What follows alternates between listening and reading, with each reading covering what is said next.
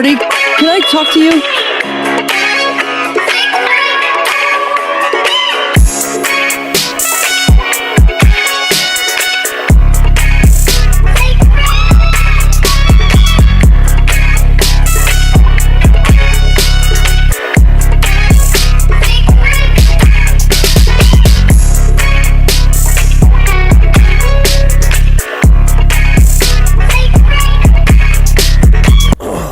Alright, how's it going, guys? Alright, so we're gonna start this 100 shoe experiment or challenge off with we're gonna do 10 shoes at a time for these videos. I'm gonna have a series of 10 videos.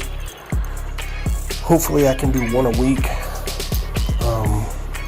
but yeah, this one's gonna be longer than the rest. The rest I'm just gonna have them play out. You're going to have to understand the rules from this first video to understand how I won or lost in the other videos. So the rules of this experiment are going to be, we need to see 2-player runs before we bet on P2. So it's going to be a P2 only bet.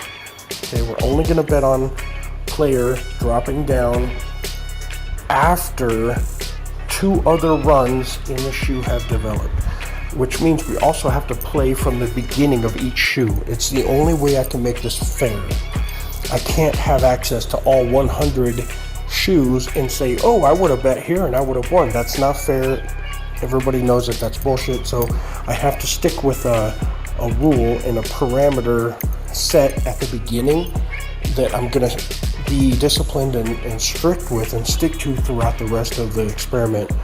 So what I'm doing is I'm saying, okay, we're gonna have a minimum of 2 drop downs. Well, it's not even a maximum or a minimum, it's just, it is what it is. We have to have 2 drop downs of 3 hands on the board.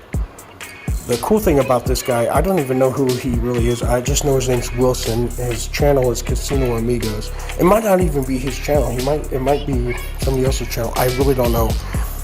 But I saw this. It was recommended to me, and I was like, wow, 100 shoes of just the big road. And I was like, hell yeah, because that's what I focus on. That's what I teach people because it's the easiest one to follow.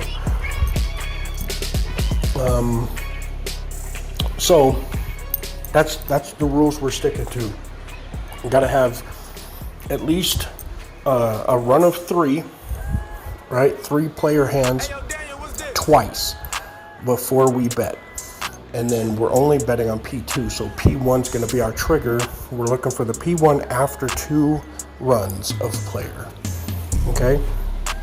Or, here's the other, I guess you could call it a caveat or an amendment, but if we have a run of 4, let's say we have a run of 4 at the very beginning, right?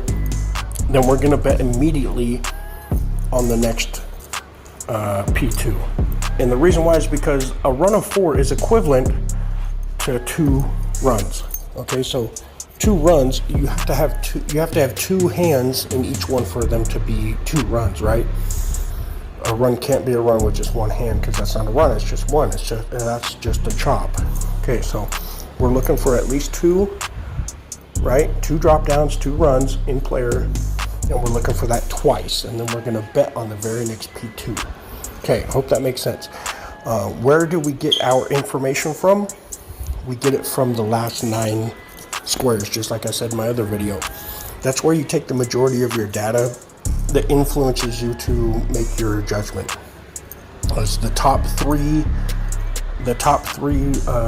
rows and then the corresponding columns. So that's the top 9 squares of the big road. All right, so these are our qualifying bets. So, like I said, we want a drop down of at least 2 or 3, right? That's the maximum is 3. Because if we have a drop down of 4, then that's equivalent to 2 drop downs of just 2. Okay, so this diagram here is displaying what the 3 drop downs would look like, or I mean the drop down of 3 player hands. So we got 3 players, then 1 banker, that's a chop banker player, and then we got a drop down right of of banker, but we're not counting those. And we got a chop, and then here's our second drop down of player. If this happened on the regular shoes that we're about to see, right, during our experiment, if this happens, then we would bet on the very next P2, right? So P1 would be our trigger, which is that player right there at the top, and then P2 would be our bet, okay? Unless we see something like this. If we've got 4 players drop down, and then 2 bankers, or however many bankers, we're gonna bet on the very next P2, okay? That's gonna be our bet.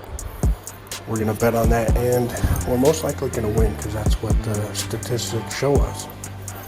Okay, here we go. Let's get into this. Here's shoe number 1. Boom, there's our first drop down. We got banker, then 3 players, that's a drop down, then a banker, player, chop, then back to banker, okay? Then we got our second drop down, right? Because we got 2 that drops down.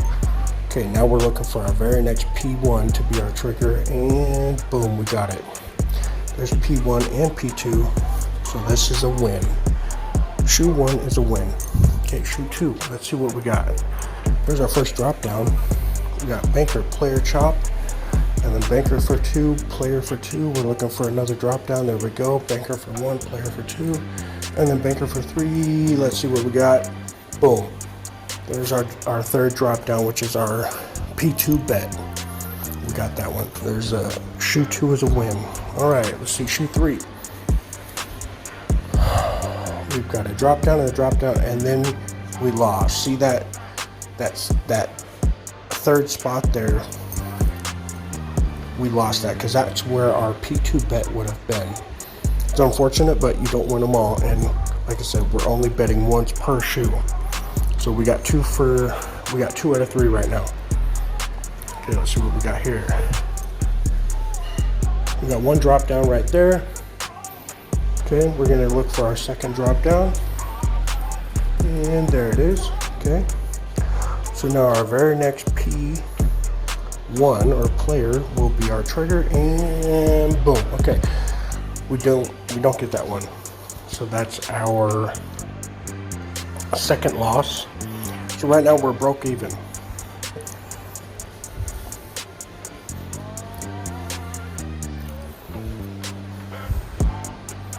Two wins, 2 losses. All right, we got 1 drop down here.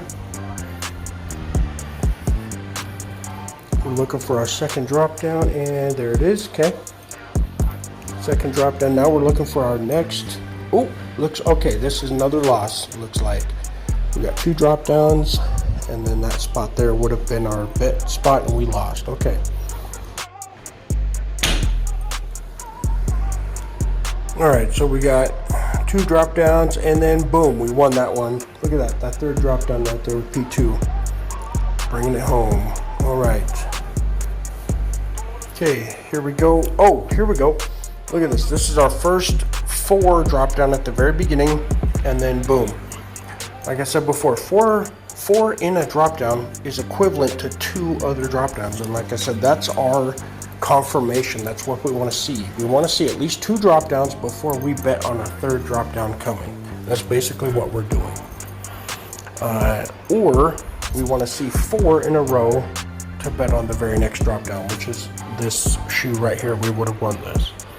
And like I said, those are our parameters we're going to stick throughout the rest of the shoes. Okay, number 8. Let's see what we got. There's 1 drop down right there. We got 3 bankers and 3 player. See what else we got. Boom, there's our second drop down, looking good, very strong, super player heavy. Boom, there we go. And that's all we care about. We don't care about the rest of the shoe. Okay, we got that 1 win out of there, and we bet $1,000 on that. So we made $1,000 on this already. That's number 8. All right, number 9. Let's see what we got. Okay, there's 1 drop down, second drop down. The very next P2 will be our winner. Boom, we got that shit. Okay, there's number 9. Number 10, let's see what we got.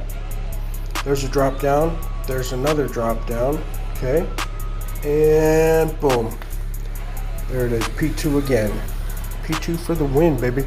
All right, that is a total of 7 wins and 3 losses out of the first 10 shoes of this 100 shoe experiment.